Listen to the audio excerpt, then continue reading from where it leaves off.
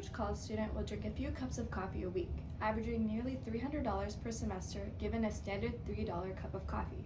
So let's find out what we're actually drinking.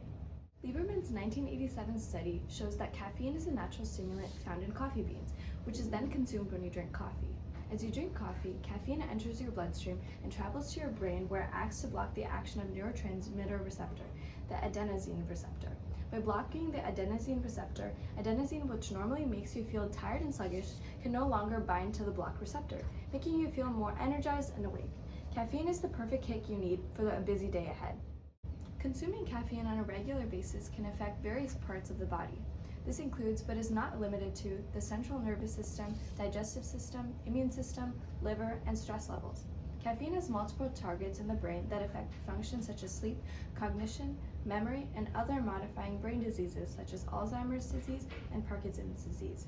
Sleep is controlled by several neurotransmitters in the central nervous system, and caffeine's adverse effects on it can translate into interrupted sleep patterns.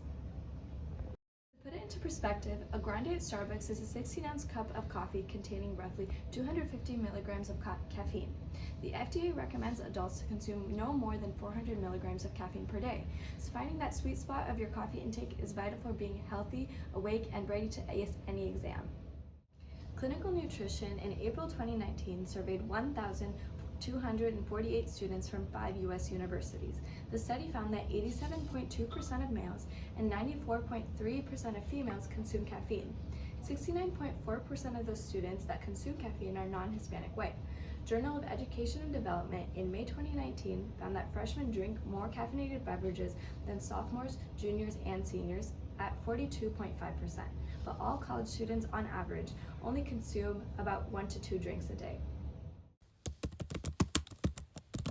Everyone knows that caffeine helps keep people awake and attentive, but how much does caffeine actually affect things like your GPA?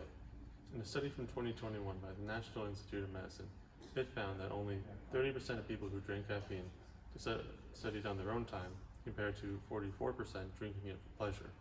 It also found that people who had greater caffeine intake and higher levels of education were statistically associated with anxiety and depressive symptoms, such as sleep and mood disorders, poor appetite, and overeating. Conversely, there are some tangible benefits to caffeine. A Japanese study by Konishi found that in a sample of 100 volunteers, a group given 200 milligrams of caffeine performed better on multiple different cognitive tests than the control, which was just given a placebo. Although caffeine can have a positive impact on wakefulness and focus during the day, careless use of caffeine can have the opposite effect. Taking caffeine late at night can keep students awake past healthy hours and disrupt their sleep schedule. In a study led by Maheshwari, analysis of medical students showed that sleep quality was strongly correlated with GPA. Among 791 students, the 285 students that were identified as poor sleepers had an average GPA of 2.92, as opposed to 3.31 from students who were not poor sleepers. In addition, of all the students who had poor GPAs, 2.7 or lower, over a third of them reported experiencing dysfunctions during the day related to lack of sleep. A study by Drake et al. Found that 400 milligrams of caffeine significantly disturbed sleep, even when administered 6 hours before sleep. This suggests that students will get the most benefits using caffeine during the morning and midday, where it will improve cognition and wakefulness, but excessive caffeine use during the night can be actively detrimental to focus during subsequent days. Ultimately, however, while the adverse effects of caffeine can be threatening, caffeine still plays a positive role in many people's lives, from students to professionals. Now that you understand both the advantages and disadvantages of caffeine, we hope that you can make an informed decision about where caffeine belongs in your routine.